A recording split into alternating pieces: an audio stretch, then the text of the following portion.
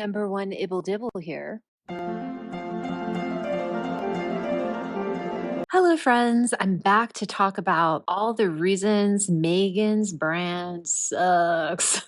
This is part 2 of an infinity series of videos. In part 1, I explained why all the other duchesses and countesses and marchionesses in the UK haven't done this already. So if you haven't checked out part 1, it's in the card above and linked in the description box below. In that video, I hypothesized that one of Meghan's primary obstacles to selling whatever she's selling will be the perception that a duchess selling anything really is tacky.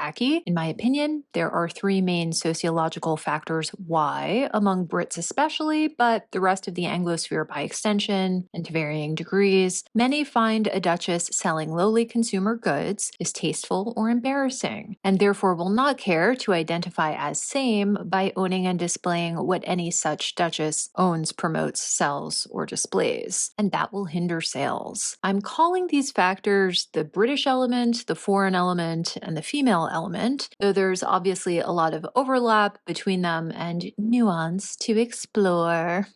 That last video covered the British element, if you will, discussing the historic, social, and economic context that simultaneously renders a British noble title priceless and worthless, depending on use case. I also touched on the shining counterexample set by King Charles and how Meghan and Harry attempted and failed to imitate his business model, potentially dooming this effort of hers, whatever it turns out to be, before she's even begun. So again, if you haven't seen that, it's linked up in the cards and down in the description box below. Today I want to talk mainly about the female factor, though I will segue into the foreign factor. Obviously, since Roman times, with some regional and time gaps that have long since closed, societies within what is now the UK have been patrilineal. Names, titles, and inheritance all flowed through the father, particularly among the upper classes who practiced agnatic primogeniture. Only in 2015 did the royals switch to absolute primogeniture, but I believe the vast majority of peers must adhere to male absolute primogeniture and a minority to agnatic primogeniture due to the wording of their patents. Correct me if I'm wrong.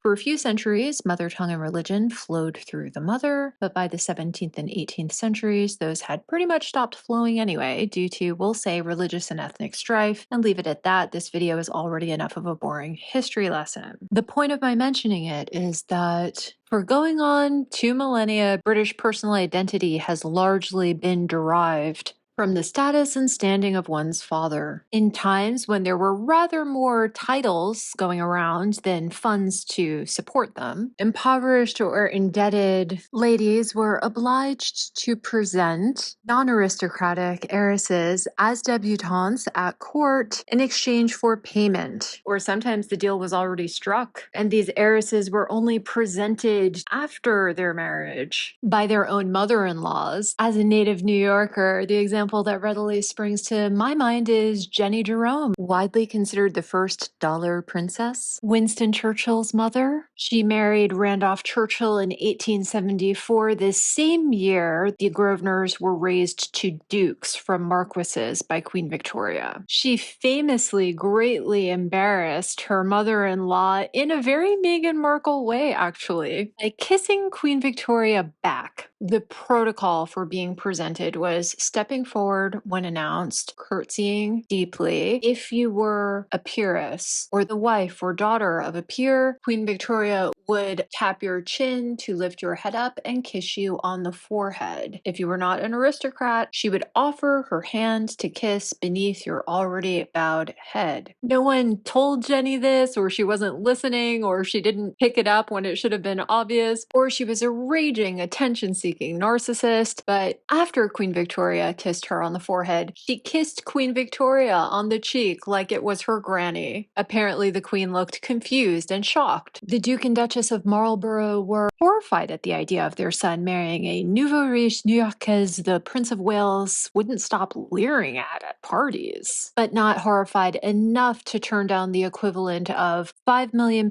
up front, £100,000 a year for incidentals, and an open checkbook should the need arise. They knew they were not going to get get a better deal for a younger son. And if that money came from unregulated American stock speculation, shares in railroads, and sports betting, so be it. The grimy Americanness of the woman and her father's cash couldn't stain her sons, who would have the right name, family, education, connections, real estate, clothes, manners, and careers long after pop up in New York had passed. If you're curious about the British slash, by extension, American dowry system, obviously it's slowly disappeared over time. Actually, I wouldn't say it's disappeared. It's evolved, but until probably World War I, a dowry was considered sort of an advance on a daughter's inheritance. And it was meant to be treated as a sort of rainy day fund insurance policy that even if things went terribly wrong with the husband's property or business, his wife and their children wouldn't be destitute. The system was not strictly, but something of a capitalist marketplace for wealthy, titled, and otherwise eligible men. Yes, older, uglier, more annoying girls from worse families had to pay more for a good husband, but also fathers had to offer higher amounts to their daughters sometimes to convince them to marry older, uglier, more annoying men.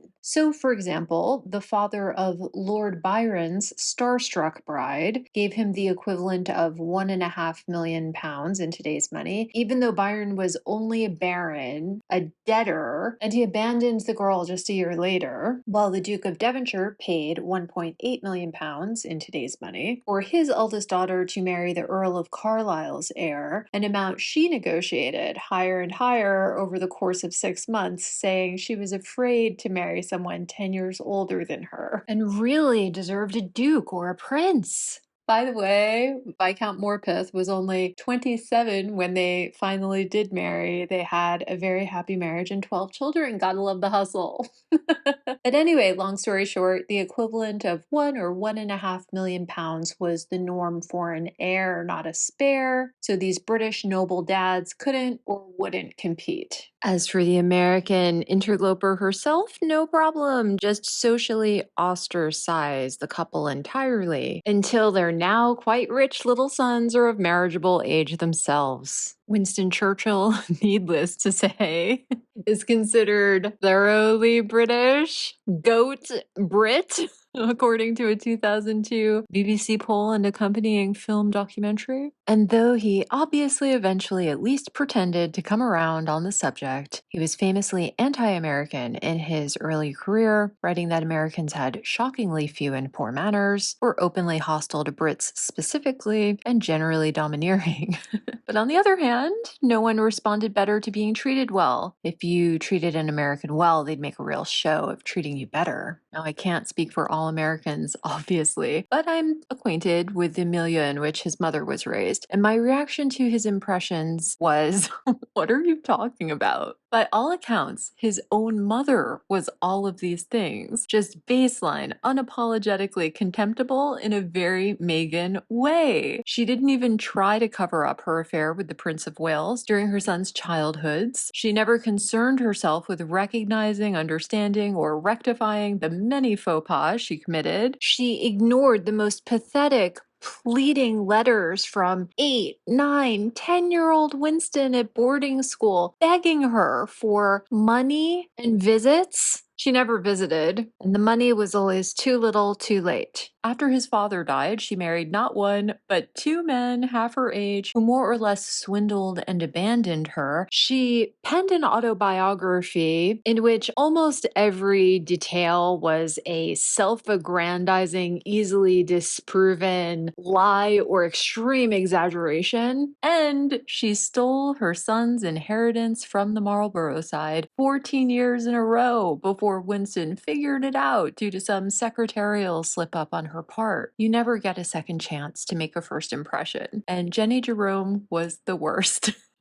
And I wonder how much of not only her own son's initial staunch anti Americanism was simply a reaction to having her as a mother, but veering back on track, I wonder if his bellowing those sentiments across all levels of UK society for decades is the reason those beliefs are still widely held today by many Brits who have never been to America or even spoken to an American for longer than 2 minutes at any point in their lives. Anyway, one Jenny Jerome could be forgotten, but she wasn't alone. For a full half century, huge swathes of British high society were somewhat resentfully funded by American money obtained through dozens of mercenary marriages. There were so many rich American wives among the titled aristocracy that they could no longer be shunned, because everyone seemed to have an embarrassing American mother or stepmother or exotic American granny. Even the Marlboroughs were back at it again, a generation later, with Consuelo Vanderbilt. Of course, when they were married, these women were just 20-year-old girls doing what their parents told them to, excited to live in castles and have women curtsy to them. But the antipathy towards them in their adopted homeland was so impactful, it's still around today. No one in any country, anywhere, likes to think that money trumps manners and awful rich people get to have the best lives. But often they do, and they don't deserve it. And they're not grateful for it. And while in many cultures and regions, this reality is, I would not say accepted, but acknowledged as reality, myths of morality and meritocracy are held just as or even more closely in religious beliefs by most in the Anglosphere. We expect literally the most sheltered and privileged people in our society, duchesses, to be tolerant and magnanimous, traits that would almost certainly not naturally develop in the course of their lived experience, traits not at all required for them to live full and enjoyable lives. And that's why those who spend all their time with charities are so much more beloved than those who don't really bother or fake it with photo ops. Meghan, of course, falling into the latter category. Were she alive at the time, Jenny Jerome would have been 83 when Wallace Simpson married the Duke of Windsor. And if any super negative perceptions of American women marrying into the British aristocracy weren't cemented before, they certainly were then. In the famous anonymous pamphlet, Public Opinion, The Truth About Mrs. Simpson, the author, claiming to be a British citizen who has lived on the continent for 10 years, called Wallace a scheming adventuress surrounded by German American social climbers pretending to be Edward's friends, who had caused more grievous harm to the British Empire than any other foreigner. Marquis de Lafayette, who? The pamphlet also claimed British citizens had rather King Edward married a respectable shopgirl whom he could have ennobled than a Delilah and harlot who had planned to get her third husband before she was free of her second. Isn't it incredible that 85 years hence, our Meghan is both? She couldn't accept the Brits disliking her in just one of these ways. She had to be a harlot and a shopgirl. I'm sure there's an nth wave feminism joke to be made here, but I honestly can't keep up. Can women do it all? Can they not do it all? Can Meghan do anything at all? Let me know in the comments below. Even funnier than the pamphlet was the reaction to it. Sir Norman Kendall, the Assistant Commissioner in charge of the Special Branch of Inquiry at Scotland Yard, was quoted in the papers saying, quote, "It is rather well done, and so far as we know, it is surprisingly accurate." End quote. And I'll remind you that idiot Meghan, in some insane plea for attention, cosplays Wallace all the time, even at royal events. And to be clear, I'm not saying all Brits think this way, all Americans think this way. Meghan was treated poorly in any way in Britain, or if Meghan was treated poorly, she didn't deserve it. I am simply saying, from a marketing standpoint, this is really starting on the back foot. If American Duchess were a brand, it would have negative brand equity, negative consumer perception, negative value, dismal prospects. Even if Meghan had behaved the perfect angel, very few potential consumers feel initial goodwill towards an American Duchess. Even Brits that don't ascribe to the notions I've just outlined would reasonably assume she just doesn't know how to do things the right or traditional way as an American. So why bother buying from her? And Americans just really aren't raised with any knowledge of or respect for dukes and duchesses. That's why lots of foreign royals and lots of foreign nobles like living in America, because in the US, they're just not a big deal. The average American is certainly no more likely to buy a Duchess of Sussex branded fill in the blank